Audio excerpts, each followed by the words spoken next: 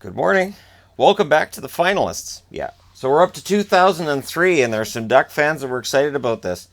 Technically, the team that went to the finals that year wasn't this team. It was the Anaheim Ducks of Mighty. Mighty Ducks. Mighty Anaheim of Ducks. Ducks of Mighty Anaheim. It really sounded dumb, didn't it? Mighty Ducks of Anaheim. I think the fact that the year that they changed it to Mighty, that they took the Mighty out and they just became the Anaheim Ducks, they won the Stanley Cup this year. I think those things are related. Anyways, the Mighty Ducks of Anaheim, because that's who technically got to the finals that year, were the finalists in 2003. And honestly, these playoffs were boring. I'm just throwing that out there. The exciting teams, the teams that love to score, all got knocked out in the first two rounds.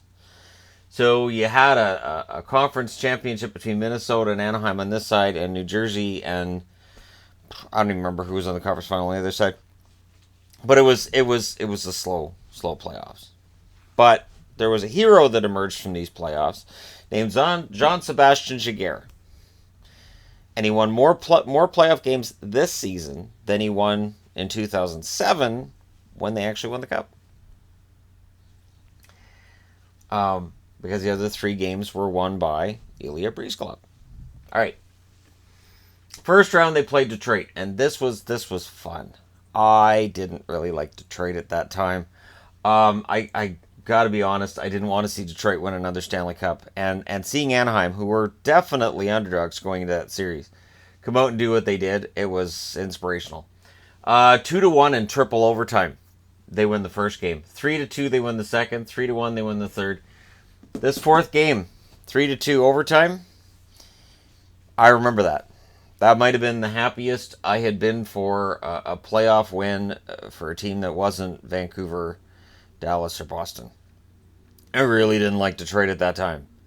And I was definitely cheering for the Ducks. Absolutely. Even though they were the mighty Anaheim of Ducks at that time. In the second, I'm kidding. I know how to actually say it. I talked about that at Road Hockey yesterday. How everybody thinks that when I make a joke that I'm serious. It's so weird, And even my wife will say, "Shannon, you can't say that. They won't know you're kidding." Second round. This is where my heart gets broken because they play Dallas and they beat them. 5 overtimes in game one, 4-3. What is it with Dallas losing really long overtime games to start a series? Vancouver fans will know what I'm talking about, as will Dallas fans. Anyways, yeah. That win in 5 overtimes, I really felt at that time. I thought, geez, that's a backbreaker for Dallas. And then Anaheim wins the second game, also in overtime, 3-2. And when you're winning all your games in overtime, it's telling you your goaltender, it's pretty good. And they had already won 4 in overtime at this point. They lose game 3, 2-1. They won game 4, 1-0. They lost game 5, 4-1. Which gave me some hope that maybe Dallas was breaking through John Sebastian Giguère. And then in Game 6, they lost 4-3. So the Anaheim Ducks, with that 4-3 win, move on to the next round. But there's something else that was interesting with this that was happening. They had won when they were outshot 4 times in both the first and second round. In all 8 of their wins, they had allowed more shots than they had produced. Which is why when people talk about players and they talk about measuring players by shots generated, I look at stuff like this over the years and I say, who cares how many shots are generated? That doesn't necessarily mean they're generating goals. I went through that during the regular season this year too. Minnesota. This series was abysmal. And really honestly, I fell asleep at least twice watching this series. They win 1-0 in double overtime in Game 1. They win 2-0 in Game 2. They win Game 3 by a score of 3-0. And they won Game 4 to complete the sweep 2-1. And, all hail Jean-Sébastien Giguère. He plays 9, 12, 14 periods of hockey and he allows 1 goal. 1. We're all talking about how great Marc-Andre Fleury's run has been this season for Vegas, and it's been fantastic.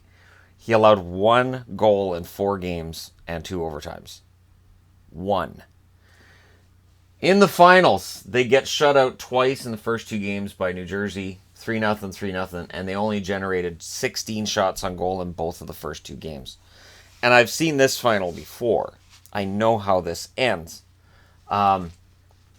If you're generating 20 or less shots per game, New Jersey's going to whoop you. They win game 3-2 in overtime. They win game 1-0 in overtime. So here's 2 more overtime wins for Jean-Sebastien Giguère, and this is as his legend continues to grow. Game 5, they lose 6-3 in Anaheim, or in New Jersey. Game 6, they win at home 5-2. And then they lost game 7, 3-0 in New Jersey. This series, home ice was everything. All 7 games won by the home team. So if Anaheim had home ice advantage in this series, they would have won the Stanley Cup. Because they didn't lose at home and they didn't win on the road. It is strange. Now, in 21 playoff games, these scoring stats are anemic.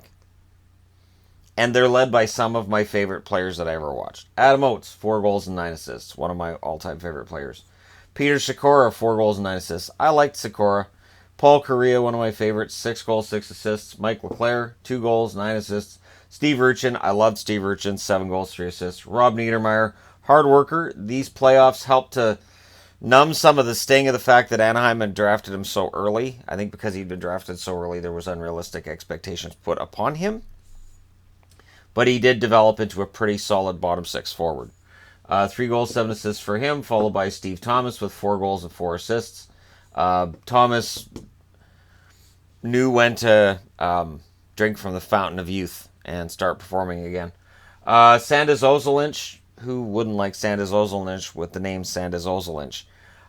2 goals, 6 assists. Stanislav Chistov, who was basically a first-round flop, but in these playoffs he put up 4 goals and 2 assists. Sammy Paulson, 2 goals and 4 assists. And this was really kind of Paulson's coming out. Paulson was a fantastic bottom 6 forward as well. Giguère's numbers. Notice I've written down that he was 9th in Vezina voting that year, and he won the Conn Smythe. MVP of the playoffs is Jean-Sebastien Giguère, the goalie that lost. The team that didn't win still gets the MVP. 15 wins and 6 losses, 1.62 goals against average, and a .945 save percentage. That's intimidating. That's great playoff goaltending right there. And of course the coach, Mike Babcock. So this is where you can look at it one of 2 ways. Either Babcock coached this team into the finals, or Jean-Sebastien Giguère dragged this team into the finals. They were outshot 4 games in both the first and second round that they won. They won 3 games where they were outshot in the third round, and then in the finals they won 1 game where they were outshot. There was one of these games here where they were tied in shots, and another one where I think they had a 1 or 2 shot lead. So they never dominated a game against New Jersey, and wow, I tell you, even right now, 15 years later, looking at it, that's an impressive run for Jean-Sebastien Giguère, and he would finish that off in 2007 by actually lifting the Stanley Cup, and he would do that by beating a team that we'll be getting to in a few days. So there you go. Today's finalists, the 2003 Mighty Anaheim of Ducks. Mighty Ducks. Mighty Ducks of Anaheim. Thank you very much for watching. Hit like and subscribe if you're browsing your way through and you just happen upon this video. I'll talk to you again soon.